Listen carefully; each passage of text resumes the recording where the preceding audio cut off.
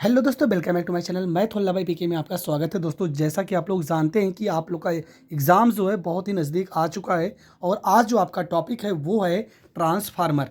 आज हम आपको ट्रांसफार्मर के न्यूमेरिकल्स बताएंगे। देखो, ट्रांसफार्मर के जो न्यूमेरिकल्स हैं लगभग 10 ऐसे प्रश्न हैं जो आपके सिलेबस में हैं और मैं उन 10 प्रश्नों को पूरा का पूरा हर एक क्वेश्चन को बताऊंगा। वीडियो थोड़ा से बड़ा हो जाएगा, इसलिए लगभग या 2 या 3 पार्ट में होगा, तो पूरी वीडियो आप ज़रूर देखना। हर एक प्रश्न आपको बहुत ही अच्छे से समझ में आने वाला है। तो चलो टाइम को ना बर्बाद करते हुए प्रश्न को शुरू करते हैं। जैसा कि आपका पहला ही प्रश्न है, मेरी आवाज़ थोड़ा से प्रॉब्लम कर रही होगी पर आप किसी भी तरीके से आपका वीडियो अपलोड होना चाहिए, इसलिए मैं ये वीडियो अपलोड कर रहा हूँ। पूरी वीडियो ज़रूर देखना, आपको बहुत ही अच्छे से आज के बाद ट्रांसफार्मर का न्यूमेरिकल्स कभी भी डाउट नहीं होगा। तो पहला ही प्रश्न है, लिखा है ट्रांसफार्मर का सिद्धांत क्या है। तो इसको मैंने अलग से डेरिवेशन वाले वीडियो में बताया है। तो यहाँ पे हम ट्रांसफार्मर के सिद्धांत से, आपको तो पेपर में लिखना है पर यहाँ पे हम इसको नहीं सॉल्व कराएंगे। यहाँ पे लिखा है, एक अपचाई ट्रांसफार्मर संचरण लाइन वोल्टेज को 1100 वोल्ट से 110 वोल्ट करता है। प्राथमिक कुंडली में 2000 फेरे हैं। ट्रांसफार्मर की दक्षता 80% है तथा निर्गत शक्ति 4000 वाट है। तो निम्न की गणना कीजिए। पहला आपसे पूछा है द्वितीय कुंडली में फेरों की संख्या और दूसरी चीज़ आपसे पूछा गया है निवेशी शक्ति।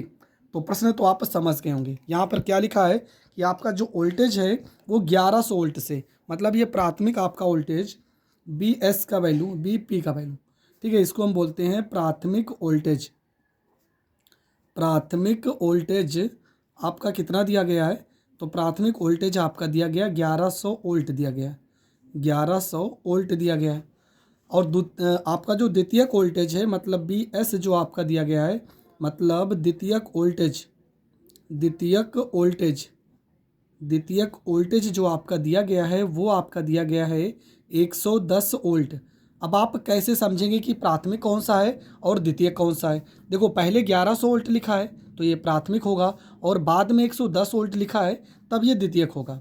और लिखा है प्राथमिक कुंडली में 2000 फेरे, प्राथमिक कुंडली में 2000 फेरे, प्राथमिक कुंडली में फेरे, कुंडली में फेरे। और प्राथमिक कुंडली में फेरे को हम एन यहाँ पी से दर्शाएंगे। इसका वैल्यू दिया गया आपका 2000 दिया गया। जबकि दक्षता जो आपकी है ट्रांसफार्मर की, दक्षता आपका दिया गया 80% दिया गया। ठीक है, प्रश्न में देखो दक्षता दिया गया, ट्रांसफार्मर की दक्षता 80% है और निर्गत शक्ति दिया गया 4000 वाट। निर्गत शक्ति आपका दिया गया है 4000 वाट। निर्गत शक्ति बराबर आपका हो गया 4000 यहाँ पे वाट हो गया। आपको निकालना क्या है, आपको निकालना है, पहली चीज़ तो आपको निकालना है यहाँ पे निवेशी शक्ति निकालना है। आपको निवेशी शक्ति निकालना है, पहला चीज़ तो आपको ये निकालना है। और एक चीज़ आपको निकालना है द्वितीय कुंडली में फेरों की संख्या, मतलब कि NS निकालना है। तो पूरा प्रश्न आप बहुत अच्छे से समझ गए हैं कि आपको क्या और कैसे निकालना है। तो चलो प्रश्न में अब हम हल करते हैं। ट्रांसफार्मर का सिर्फ आपको एक फार्मूला याद करना है। फार्मूला है आपका NS बटे में NP बराबर में BS बटे में BP। कभी कभी आपको ES का ज़रूरत पड़ेगा तो ES बटे में EP बराबर में IP बटे में यहाँ पे IS।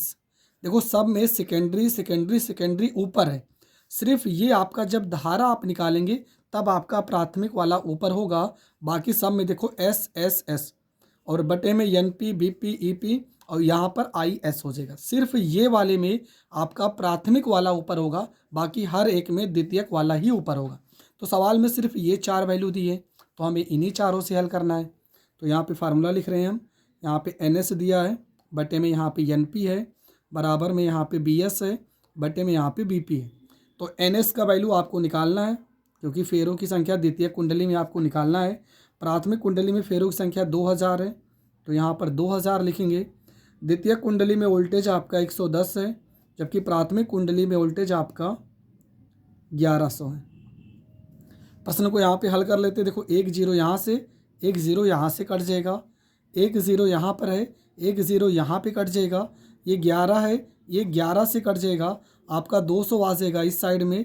तो NS बराबर आपका हो जाएगा 200 और फेरों की संख्या का कोई मात्रक नहीं होता है।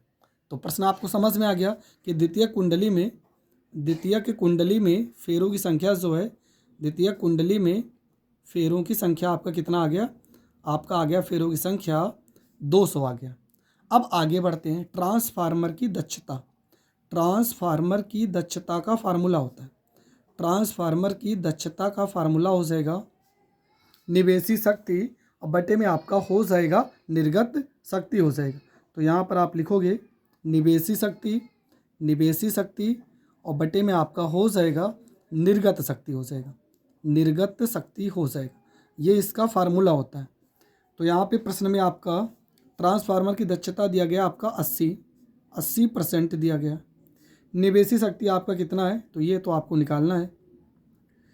ट्रांसफार्मर की दक्षता प्रश्न में क्या दिया गया था ये हम देख लेते हैं। प्रश्न में आपका दिया गया था कि ट्रांसफार्मर की दक्षता 80% है और निवेशी शक्ति आपको निकालना है, जबकि सवाल में निर्गत शक्ति आपको दिया गया है। देखो निर्गत शक्ति दिया गया, यहाँ फार्मूले में निर्गत शक्ति आपका ऊपर रहता है, निर्गत शक्ति को आपको ऊपर करना है। यहाँ पे हो जाएगा निर्गत शक्ति हो जाएगा और बटे में आपका हो जाएगा निवेशी शक्ति हो जाएगा, निवेशी शक्ति हो जाएगा।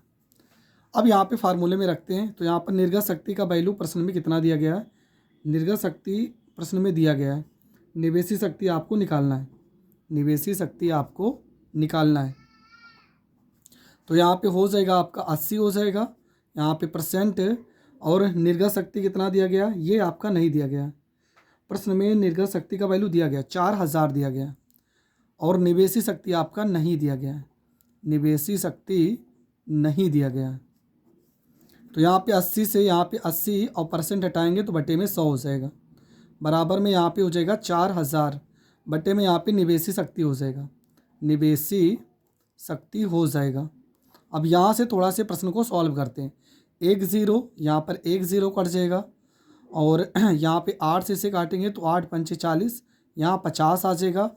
निवेशी शक्ति को हम इस साइड भेजेंगे तो यहाँ पर हो जाएगा निवेशी शक्ति बराबर में हो जाएगा आपका 50 हो जाएगा और गुणे में यहाँ पे करेंगे 100 तो यहाँ पे हो जाएगा 100। 50 को 100 से गुणा करेंगे तो यहाँ पे हो जाएगा 5000 वाट हो जाएगा। ये आपका निकल के आ जाएगा निवेशी शक्ति। अगर इसको हम किलोवाट में लिखना चाहें तो हमें पता है कि 1 किलोवाट बराबर होता है 1000 वाट होता है। तो इसको आप इस तरह से भी लिख सकते हो कि निवेशी शक्ति बराबर 5 किलो वाट हो जाएगा और ये आपका हो जाएगा करेक्ट आंसर। तो ये ट्रांसफार्मर का पहला सवाल है जो कि बहुत ही बेहतरीन तरीके से मैंने समझा दिया है। आई होप आपको समझ में आ गया होगा।